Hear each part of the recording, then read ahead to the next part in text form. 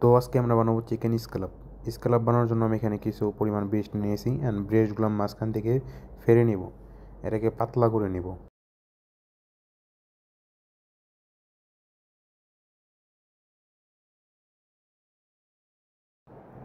Same প্রসেসে আমি সবগুলো ব্রেস্টকে এভাবে কেটে নিব।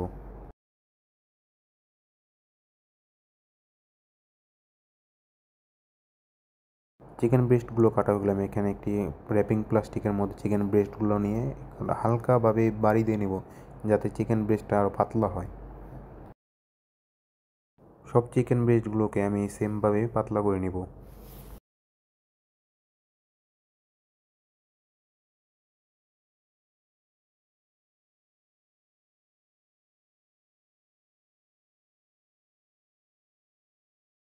এরপর যে আমি চিকেন ব্রেস্টটাকে ম্যারিনেট করে নিব, আমি প্রথমে এর উপরে সল্ট দিয়ে দিব হালকা পরিমাণ।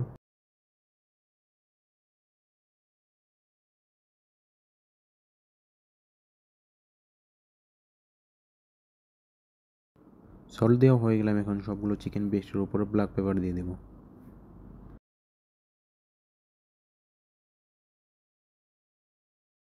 একই সাথে আমি সামান্য পরিমাণ মাস্টার পিস দিয়ে দিব। আচ্ছা, এখানে আমি মাস্টার পিসটার পরিমাণ খুবই কম নিয়েছি। অ্যান্ড সেম প্রসেসে আমি চিকেনের অপর সাইডটাও সেম মেরিনেট করে নেব। আমি চিকেনের জন্য একটি লেজান তৈরি করবো। আমি প্রথমে 2টা ডিম নিয়ে নিয়েছি এবং সামান্য পরিমাণ সল্ট এবং সামান্য পরিমাণ ব্ল্যাক পেপার। এর মধ্যে আমি সামান্য পরিমাণ ময়দা দিয়ে দেবো অ্যান্ড হালকা পানি দিয়ে আমি এটাকে ভালো মতো মিক্স করে নেব।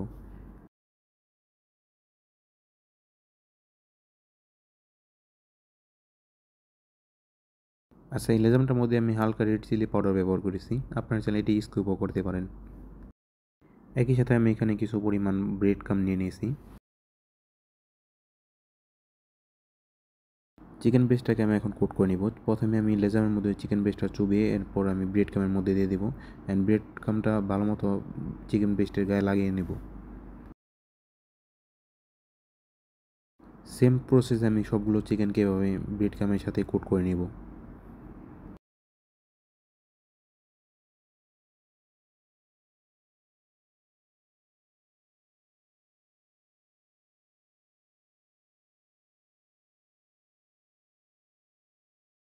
অ্যান্ড একটি প্যানে আমি অয়েল নিয়ে নিয়েছি ডিপ ফ্রাই করার জন্য।